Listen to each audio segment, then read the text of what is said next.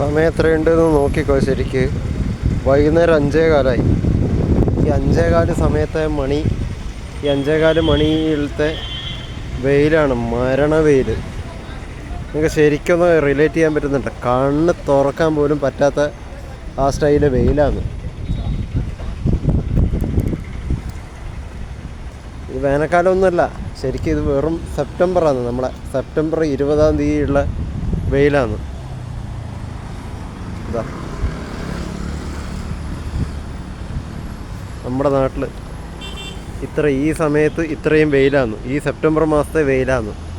ഇനി October, November, December ഉണ്ട്.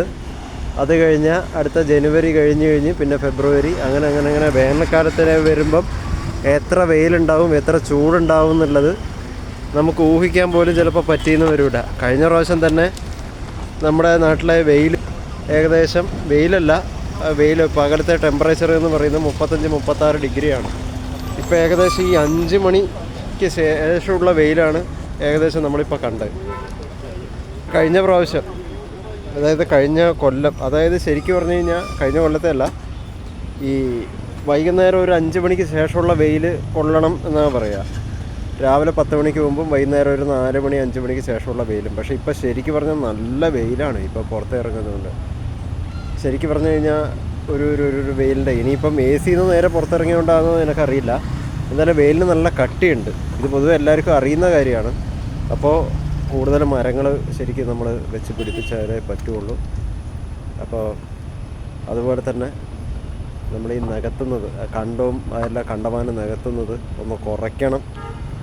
പിന്നെ നമുക്ക് ചെയ്യാവുന്ന വേറൊരു സംഭവം എന്താണെന്ന് വെച്ച് കഴിഞ്ഞാൽ, ഈ വാഹനങ്ങൾ ഉപയോഗിക്കണം. അതുപോലെ വാഹനങ്ങൾ ഉപയോഗിക്കേണ്ട സമയത്ത്, അതായത് മോട്ടോർ വാഹനങ്ങൾ ഉപയോഗിക്കുന്നതിന് പകരം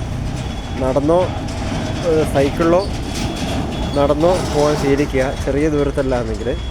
വലിയ ദൂരത്താണെങ്കിൽ രക്ഷയില്ല.